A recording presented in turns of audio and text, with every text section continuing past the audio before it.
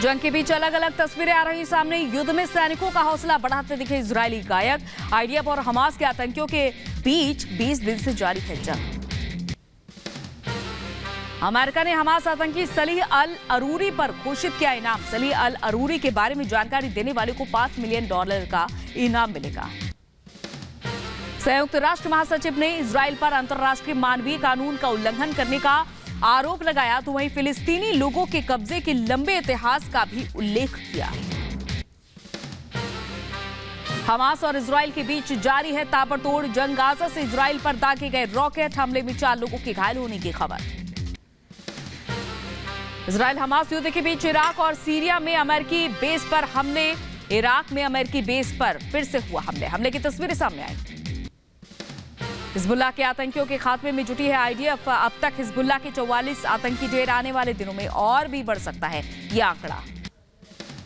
तुर्की के राष्ट्रपति पर भड़के इटली के उप प्रधानमंत्री, कहा एर्दोआन का बड़ा घृणित बयान है। एर्दोआन ने हमास की आतंकी संगठन की जगह बताई है मुक्ति समूह। हमास के खात्मे के लिए फ्रांस के राष्ट्रपति की बड़ी योजना। अंतर्राष्ट्रीय गठबंधन तैयार करने की उठाई मांग। अमेरिका को भी भेजा अपना प्रस्ताव। इजरायल में अभी भी दिख रहा है हमास के हमलों का जख्म।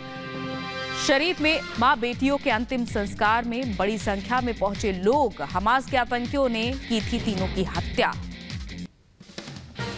7 अक्टूबर को इजरायल में मनाया जाएगा शोक दिवस। पीएम नेतन्याहू ने ऐलान किया 7 अक्टूबर को इजरायल में हमास ने हमला किया था। गाजा शरणार्थियों की एंट्री पर मिस्र ने फिर से इनकार किया। मिस्र के राष्ट्रपति का बयान, इजरायल गाजा पर कब्जा करना चाहता है, फिलिस्तीनियों को इसके सामने डटकर खड़ा होना चाहिए। गाजा से इजरायल के रिशोन लेत्सियोन शहर पर रॉकेट अटैक। हमले में एक इमारत को नुकसान की खबर। हमले में 3 लोग घायल, किसी के मरने की खबर नहीं। इजरायल हमले में अल जजीरा टीवी के पत्रकार की पत्नी और बेटे की मौत। घटना के बाद रोते बिलखते दिखे परिजन। नुसीरत शरणार्थी शिविर में हुआ था रॉकेट हमला। हमास आतंकियों ने तेल अवीव पर फिर से शुरू किए हमले। अल कसम ब्रिगेड ने रिशोन लेजियान इलाके में निशाना बनाया। इजरायली सेना का हिजबुल्लाह के ठिकानों पर हवाई हमला जारी है। लेबनान स्थित कई ठिकानों को आईडीएफ ने बनाया निशाना। हमले में हिजबुल्लाह को नुकसान की खबर। युद्ध के बीच आईडीएफ का बड़ा दावा। दक्षिणी लेबनान में आतंकी हिजबुल्लाह के ठिकानों पर बड़े नुकसान का दावा। इजरायली सेना के हवाई हमले में हिजबुल्लाह का एक सैन्य परिसर और एक निगरानी चौकी ध्वस्त। चुन चुनकर हमास के आतंकी ठिकानों को निशाना बना रही है इजरायली सेना। उत्तरी गाजा में इजरायली सेना का ताबड़तोड़ हमला, कई आतंकी ठिकाने ध्वस्त। हमास से जारी जंग के बीच आईडीएफ प्रवक्ता का बयान, कहा गाजा स्थित आतंकियों के भूमिगत ठिकानों को हमारी सेना ने निशाना बनाया। आने वाले समय में और तेज होंगे हमले। हमास को कमजोर करने के बाद इजरायली सेना का अगला टारगेट हिजबुल्लाह। आईडीएफ ने हिजबुल्लाह के ठिकानों पर तेज किया हमले। संयुक्त संवाददाता सम्मेलन में शामिल हुए ऑस्ट्रेलिया के प्रधानमंत्री एंथनी अल्बनीज और अमेरिकी राष्ट्रपति बाइडेन। बातचीत के दौरान बाइडेन ने फिलिस्तीनियों पर वेस्ट बैंक के लोगों की तरफ से हमले किए जाने को लेकर निंदा की, साथ ही कहा संघर्ष खत्म होने पर 2 राज्यों का समाधान होना चाहिए। तेल अवीव में इजरायली नागरिकों का प्रदर्शन। इजरायल के रक्षा मुख्यालय के बाहर बड़ी संख्या में जुटे लोग। हमास आतंकियों के द्वारा बंधक बनाए गए लोगों को छोड़ने की मांग। जंग के बीच इजरायल के प्रधानमंत्री बेंजामिन नेतन्याहू का ताजा बयान, कहा 7 अक्टूबर हमारे लिए इतिहास में काला दिन। साथ ही इजरायली लोगों की मौत पर भी दुख जताया। और उधर जंग के दौरान गाजा पट्टी के अस्पतालों में सहायता पहुंचाएगा फ्रांस। मदद के लिए नौसेना जहाज से भेजी जाएगी मदद। फ्रांस के राष्ट्रपति इमैनुअल मैक्रोन ने जानकारी दी। आतंकवादी संगठन हमास को लेकर तुर्की के राष्ट्रपति रेसेप तैयब का बयान, कहा हमास आतंकवादी संगठन नहीं बल्कि एक मुक्ति समूह जो अपनी भूमि और अपने लोगों की रक्षा कर रहा है। और उधर हमास आतंकी नागरिकों को ढाल बना रहा है। राजदूत गिलोन का बयान, का हमास के आतंकी आम नागरिकों को अपनी ढाल बना रहे हैं। हमास से जारी जंग के बीच इजरायली सेना बड़ी योजना तैयार करने में जुटी हुई है, जिसको लेकर तेल अवीव स्थित आईडीएफ मुख्यालय में बुलाई गई युद्ध कैबिनेट। गाजा में आतंकियों के ठिकानों पर जारी इजरायली वायुसेना की बमबारी। खान यूनिस में हुई एयर स्ट्राइक में हमास का एक और कमांडर ढेर इजरायल में हुए आतंकी हमलों में शामिल था। मुबस्सर। रात होते इजराइल ने गाजा पर फिर से तेज की बमबारी। पश्चिमी गाजा पर इजराइल ने की एयर स्ट्राइक। 1 घंटे में दागी कई मिसाइल हमले में गाजा में भीषण तबाही। इजराइल ने सीरिया पर फिर से की बमबारी। हमले में अलेप्पो एयरपोर्ट का रनवे तबाह। 12 और 14 अक्टूबर को भी अलेप्पो में हुई थी एयर स्ट्राइक। अब तक 11 सीरियाई सैनिकों की मौत। इजराइल की सेना ने हमास आतंकियों के खिलाफ चलाया मेगा ऑपरेशन। सेना ने 68 संदिग्धों को किया गिरफ्तार। पकड़े गए संदिग्धों में 58 हमास के आतंकी। इस्लामिक रेवोल्यूशनरी गार्ड की अमेरिका को धमकी। हमारी सैन्य ताकत का अमेरिका को अंदाजा नहीं। इस्लामिक रेवोल्यूशनरी अपनी ताकत जल्द दिखाएगा। हमास के अल कसम ब्रिगेड ने फिर दिखाई अपनी ताकत। नौसैनिक कमांडो के साथ तस्वीर जारी की गई। इजरायली बमबारी के बीच गाजा की ओर से हमास के हमले भी जारी हैं। दक्षिण पूर्व इजराइल पर हमास ने लंबी दूरी का रॉकेट दागा। कोई नुकसान की खबर नहीं। इजरायली सेना ने हमास के प्रवक्ता अबू अबोदेह की पहचान की। सार्वजनिक अबू हमेशा चेहरा छिपाकर मीडिया के सामने आया करता है। लबनान में हिजबुल्लाह के ठिकानों पर इजराइल का भीषण हमला। हिजबुल्लाह ने हमले में आतंकी महमूद अहमद की मौत का ऐलान किया। हिजबुल्लाह का बेहद खास आतंकी था महमूद अहमद। इजराइल के लेबनान बॉर्डर पर हिजबुल्लाह के ठिकानों पर बमबारी में अब तक 40 आतंकी ढेर, कई ठिकाने तबाह। तुर्की के राष्ट्रपति एर्दोआन ने हमास को बताया देशभक्त संगठन। कहा हमास मुक्ति संगठन है जो अपनी जमीन की रक्षा कर रहा है। इजराइल के साथ तुर्की में ऊर्जा क्षेत्र का समझौता रद्द किया। तुर्की के ऊर्जा मंत्री की तेल अवीव यात्रा भी रद्द। इजराइल जंग के बीच रूस तुर्की आए साथ। राष्ट्रपति पुतिन और एर्दोआन के बीच हुई बातचीत। रूस ने आजाद फिलिस्तीन का समर्थन किया। ईरान में के सुप्रीम लीडर अयातुल्लाह खामेनेई का बड़ा बयान। कहा गाजा में बच्चों की मौत का जिम्मेदार अमेरिका। अमेरिकी राष्ट्रपति बाइडेन का बड़ा बयान। कहा दुनिया में यहूदी विरोध की हो निंदा, इस्लामोफोबिया की भी होनी चाहिए निंदा। जंग के बीच इजराइल को और सैन्य मदद भेजेगा अमेरिका। इजराइल को आयरन डोम की बैटरी भेजेगा अमेरिका। इजराइल फिलिस्तीन जंग पर बोले ब्रिटेन के प्रधानमंत्री ऋषि सुनक। कहा गाजा में युद्ध में थोड़े विराम की जरूरत ताकि लोगों तक पहुंचे मानवीय मदद, लेकिन मैं हमास के खिलाफ सीजफायर का पक्षधर नहीं।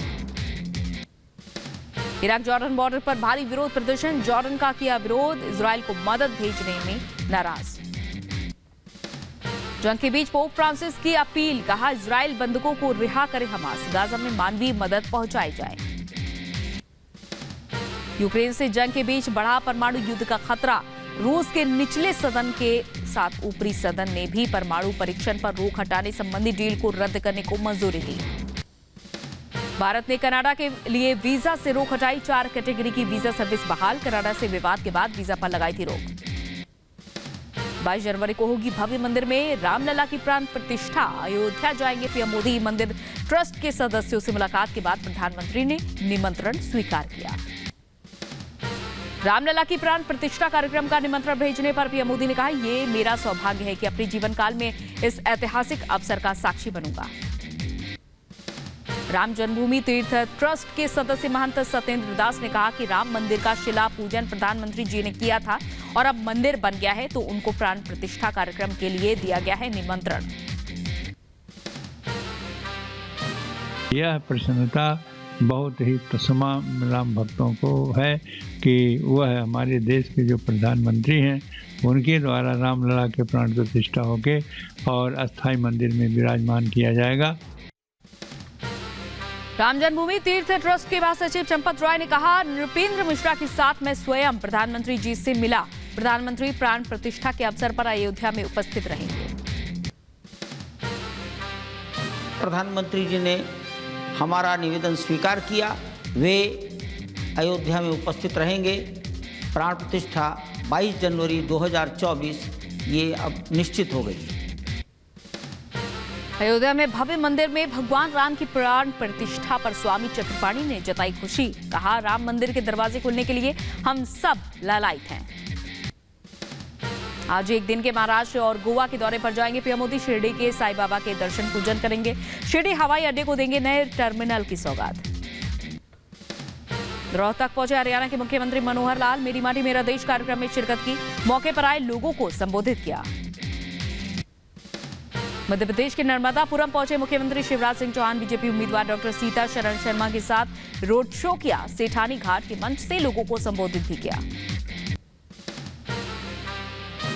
जैसा स्नेह आज नर्मदापुरम की सड़कों पर हमें मिला है, मैं जनता को प्रणाम करता हूं। योजनाओं के आधार पर भी और विकास के आधार पर भी भारतीय जनता पार्टी भारी बहुमत से जीतेगी। कांग्रेस तो घबराई हुई है।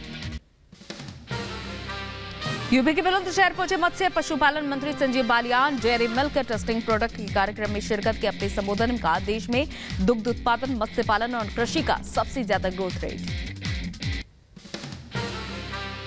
रेट जो मिल्क में है वो 6% से ऊपर है। फिशरी सेक्टर की करीब 8% है।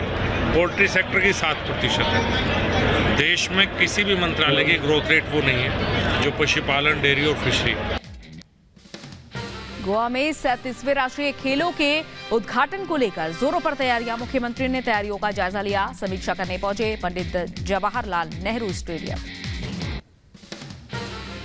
केंद्रीय मंत्री अनुराग ठाकुर ने फिर राजस्थान सरकार पर साधा निशाना, कहा कानून व्यवस्था राजस्थान में उजड़ गई है। अगर कोई उदाहरण है जहां कानून व्यवस्था बिल्कुल तरह मर गई है तो उदाहरण है राजस्थान। ये क्या हो गया राजस्थान को? एक देश एक चुनाव पर बनी कोविंद कमेटी की बैठक। लॉ कमीशन ने दिया प्रेजेंटेशन, कहा कानूनी और संवैधानिक पहलुओं पर अभी काम जारी। मध्य प्रदेश कांग्रेस ने फिर 4 विधानसभा सीटों पर बदले उम्मीदवार। तीखे विरोध के बाद लिया फैसला। सीएम शिवराज सिंह चौहान ने कसा तंज, बोले अब कांग्रेस बन गई है टिकट बदल कांग्रेस। मध्य प्रदेश के मुरैना में टिकट मिलने के बाद कटने पर कांग्रेस नेता कुलदीप सिकरवार का छलका दर्द, कहा कांग्रेस पार्टी को भुगतना होगा इसका खामियाजा। मध्य प्रदेश के सीएम शिवराज सिंह चौहान ने कांग्रेस पर साधा निशाना, कहा कमलनाथ की कपड़े फाड़ने वाले बयान को दोहराते हुए कहा कांग्रेस की हालत अजब गजब हो गई है। कांग्रेस की हालत अजब गजब हो गई है। सोनिया कांग्रेस, खड़गे कांग्रेस बनी, फिर मध्य प्रदेश में कमलनाथ कांग्रेस हो गई, अब कांग्रेस बन गई है टिकट बदल कांग्रेस। एमपी में चुनाव की तैयारियां हुई तेज। आज छिंदवाड़ा में नामांकन भरेंगे कमलनाथ। एमपी में बीजेपी से टिकट न मिलने पर नारायण त्रिपाठी ने बनाई अपनी पार्टी। 30 से ज्यादा सीटों पर चुनाव लड़ने का दावा किया। केंद्रीय मंत्री स्मृति ईरानी ने की अमेठी के फुर्सतगंज रेलवे स्टेशन का नाम तपेश्वर धाम करने की मांग। यूपी के सीएम योगी आदित्यनाथ और रेल मंत्री अश्विनी वैष्णव को लिखा पत्र। दिल्ली सरकार के मंत्रालयों में बड़ा फेरबदल। सौरभ भारद्वाज और आतिशी के विभाग एक दूसरे से अदले बदले। अब सौरभ की जगह आतिशी देखेंगी जल विभाग, तो वही आतिशी के पर्यटन, कला और संस्कृति की जिम्मेदारी अब सौरभ भारद्वाज के पास। राजस्थान के भरतपुर मामले को लेकर नेता प्रतिपक्ष राजेंद्र राठौर ने गहलोत सरकार पर बोला हमला, कहा अपनी सरकार बचाने के चक्कर में नहीं संभाल पाए अपनी जिम्मेदारी। न्यूज क्लिक के मालिक प्रबीर पुरकायस्थ और एचआर हेड अमित चक्रवर्ती की बड़ी रिमांड। पटियाला हाउस कोर्ट ने 2 नवंबर तक बढ़ाई रिमांड। विदेशी फंडिंग के लिए चीनी प्रोपेगेंडा फैलाने का आरोप है। यूपी के बुलंदशहर में मिशन शक्ति अभियान जारी। एक दिन की एसपी बनी बीकॉम की छात्रा। अधिकारियों को महिला सुरक्षा और ट्रैफिक सुधार के निर्देश दिए। माफिया मुख्तार अंसारी पर गैंगस्टर मामले में आज एमपी एमएलए कोर्ट सुनाएगी फैसला। साल 2009 में एक शख्स की हत्या और एक अन्य शख्स की हत्या के प्रयास का पूरा मामला। सीतापुर के एक घर में महिला का लटका हुआ मिला शव। सूचना के बाद मौके पर पहुंची पुलिस शव को कब्जे में लेकर जांच शुरू की। रायबरेली में हुआ दर्दनाक हादसे में एक बाइक सवार युवक की मौत, वहीं एक की हालत गंभीर, अस्पताल में इलाज जारी। यूपी के बुलंदशहर में कैंटर ने बाइक सवार को रौंदा। हादसे में एक शख्स की मौत, एक घायल। सिकंदराबाद कोतवाली क्षेत्र में हुआ हादसा।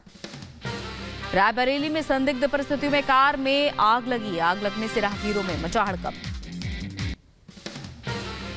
मथुरा में पुलिस और बदमाशों के बीच मुठभेड़ हुई। गोलीबारी के दौरान 2 बदमाशों के पैर में गोली लगी। लखीमपुर खीरी में ज्वेलर्स की दुकान में घुसा विशालकाय अजगर, चारों तरफ हड़कंप मचा। बदायूं में 4 महीने की नाबालिग गर्भवती को गर्भपात की दवा खिलाने का मामला आया सामने। आरोपी युवक ने प्रेम जाल में फंसाकर बनाए थे अवैध संबंध। और इधर बहराइच में 2 बहनों पर चाकू से हमला हुआ। शादी से इनकार करने पर दबंग ने हमला किया। राजस्थान के मंत्री का विवादित बयान। हत्या मामले में राजस्थान के मंत्री का बयान, कहा मैं होता तो हत्या करने वाले का इलाज कर देता। माफिया अतीक और अशरफ हत्याकांड मामले में आज नहीं तय हो सके आरोप। अब 3 नवंबर को शूटर्स के खिलाफ तय होंगे आरोप। पंजाब के तरनतारन में बीएसएफ को मिली बड़ी कामयाबी। हेरोइन से भरी हुई 2 बोतलें बीएसएफ जवान ने बरामद की। पंजाब के अमृतसर में भी बीएसएफ को मिली बड़ी कामयाबी।